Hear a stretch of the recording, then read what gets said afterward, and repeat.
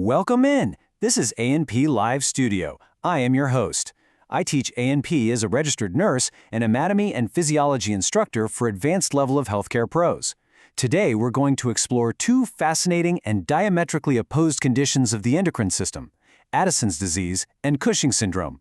I invite you to settle in, take a steady breath, and prepare for a clear, structured journey through the cellular mechanisms that govern our stress response and what happens when that precise balance is lost.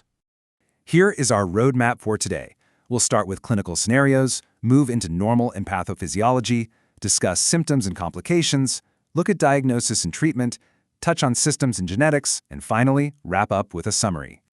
Let's step right into Section 1, our clinical scenarios, where we'll meet Maria and Diane.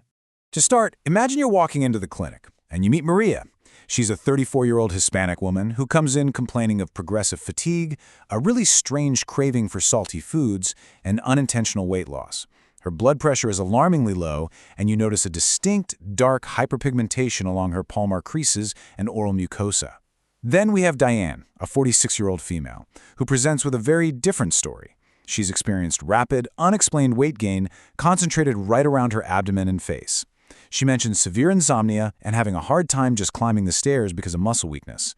On your exam, she has a rounded moon face, elevated blood pressure, and these wide, purple striae across her abdomen. Maria and Diane represent the statistical and clinical extremes of our body's cortisol physiology. Moving smoothly into Section 2, let's look at the normal physiology and core pathophysiology. The HPA axis operates on this beautiful, tightly regulated negative feedback loop. You can think of the hypothalamus as the body's thermostat. It senses stress and releases CRH, or a corticotropin-releasing hormone. This quietly tells the anterior pituitary to release ACTH. The ACTH then travels down to the adrenal cortex, which is essentially our furnace, specifically stimulating the zona fasciculata to produce cortisol, our primary stress hormone. Cortisol then circulates back up to the brain, telling the hypothalamus and pituitary to turn off. It's a perfect loop. Additionally, the outer layer of the adrenal cortex, the zona glomerulosa, produces aldosterone, which regulates our sodium and keeps our blood pressure stable. Now, let's observe what goes wrong at the cellular level. In primary adrenal insufficiency, which we call Addison's disease, the furnace is broken. Most commonly, in developed nations, this is actually due to autoimmune destruction. T cells mistakenly target and destroy the adrenal cortex, often specifically attacking the 21-hydroxylase enzyme. Because the adrenal glands can no longer produce cortisol, that negative feedback loop is broken. The hypothalamus and pituitary keep sending signals, resulting in sky-high ACTH levels, but the adrenal cortex simply cannot respond. Conversely, Cushing syndrome is like the furnace being stuck on high. It's a state of chronic glucocorticoid excess. This can be exogenous from long-term steroid medications or endogenous, such as an ACTH-secreting pituitary adenoma, which we specifically call Cushing disease. In this state, there's a constant autonomous overproduction of cortisol.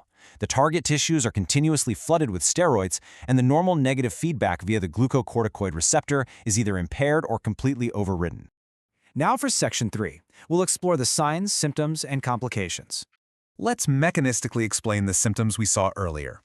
Why exactly is Maria hyperpigmented? Well, because her cortisol is low, her pituitary continuously pumps out ACTH.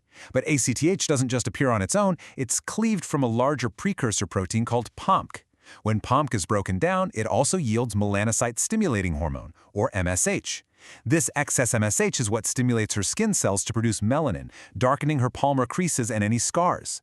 Her low blood pressure and salt craving stem directly from the destruction of her zona glomerulosa, leading to a profound lack of aldosterone, which causes renal sodium wasting. Diane, on the other hand, suffers from cortisol excess. Cortisol is inherently a catabolic hormone. It breaks down proteins in the muscle and skin to fuel gluconeogenesis in the liver, which leads to hyperglycemia and a high risk of diabetes. This protein catabolism, along with the suppression of collagen synthesis, causes her proximal muscle weakness and her uniquely thin, fragile skin.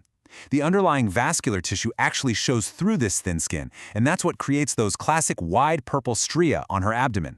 If these conditions go unrecognized, they quietly progress to dangerous physiological extremes. For Maria, the ultimate danger is an adrenal crisis. Usually brought on by an infection or physiological stress, her body just cannot mount a cortisol response. This leads to profound hypovolemic shock, severe hyperkalemia, hypoglycemia, and potential cardiovascular collapse. It is incredibly serious. For Diane, the complications of Cushing's are a bit more insidious but equally devastating over time. Chronic hypercortisolism heavily suppresses the immune system, making her highly susceptible to severe opportunistic infections. Furthermore, high cortisol suppresses osteoblast activity while favoring bone resorption. This leads to severe osteoporosis and fragility fractures. She's also at a high risk for thromboembolism and severe psychiatric decompensation. Let's transition to Section 4, covering diagnosis and frontline treatment. Diagnosis relies heavily on proving the loss of the normal diurnal rhythm and feedback loop we talked about earlier. For Addison's disease, we're looking for a low AM cortisol paired with a highly elevated ACTH level. The gold standard confirmatory test here is the concentropin, or synthetic ACTH stimulation test. We administer the ACTH, and if the adrenal glands fail to produce cortisol, Addison's is confirmed. We also typically check for 21-hydroxylase antibodies to confirm the autoimmune nature. For Cushing syndrome, we have to prove autonomous cortisol overproduction. We do this through a 24-hour urinary-free cortisol test, a late-night salivary cortisol test, or an overnight low-dose dexamethasone suppression test. Normally, administering dexamethasone suppresses cortisol production, but in Cushing's, this negative feedback is lost and the cortisol remains inappropriately high. Once diagnosed, the treatment paradigms are exact opposites. For Maria's Addison's disease, the frontline treatment is lifelong hormone replacement. We gently replace the missing cortisol with oral hydrocortisone, doing our best to mimic the body's natural circadian rhythm, and we replace the missing aldosterone with fludrocortisone. Crucially, Maria must be educated on stress dosing. She needs to increase her hydrocortisone during times of illness to prevent that dangerous crisis we discussed. For Diane's Cushing's, the goal is source reduction. If she has an ACTH-secreting pituitary tumor, a transphemoid surgical resection is the preferred treatment. When surgery isn't possible, or if it's delayed, we use medical therapies that inhibit steroidogenesis directly at the adrenal gland level. We utilize medications like ketoconazole or mediarapone to successfully lower her cortisol exposure. Moving into Section 5, we'll gently broaden our view to systems integration and genetics. You might recall the MRS includer acronym we use for the 11 organ systems. Cortisol extremes disrupt nearly all of them, but let's just focus on a few key ones. In the muscular system, both diseases cause weakness, but notice the different mechanisms. Addison's through volume depletion and electrolyte imbalances, and Cushing's through direct muscle protein catabolism. In the cardiovascular system, Addison's causes severe hypotension due to sodium loss, while Cushing's causes hypertension. This happens because high cortisol overwhelms the 11-beta-HSD2 enzymes in the kidneys, essentially acting like aldosterone. And in the nervous system, a cortisol deficiency can cause apathy and confusion, while excess can trigger severe insomnia and psychiatric changes. Genetically, these disorders are often driven by specific, fascinating molecular mutations. In autoimmune Addison's, patients frequently have mutations in the AIRE gene, which stands for autoimmune regulator gene, as well as specific HLA class II genes. This causes a fundamental loss of central immune tolerance, which is what allows those rogue T cells to attack the adrenal tissue. Conversely, in Cushing's disease, we frequently find somatic gain-of-function mutations in the USP8 gene, right within the pituitary tumor cells. This mutation amplifies epidermal growth factor receptor, or EGFR, signaling, which drives the tumor to endlessly produce ACTH and evade normal cellular controls entirely. And finally, Section 6, our summary. We have seen together how the tightly regulated HPA axis is disrupted at the cellular level. An autoimmune destruction of the adrenal cortex leads to the cortisol and aldosterone deficiency of Addison's disease, manifesting as weight loss, hyperpigmentation, and dangerously low blood pressure. Treatment requires vigilant hormone replacement. Conversely, an overactive pituitary or adrenal tumor leads to the chronic cortisol excess of Cushing syndrome, manifesting as central weight gain, tissue breakdown, and hypertension.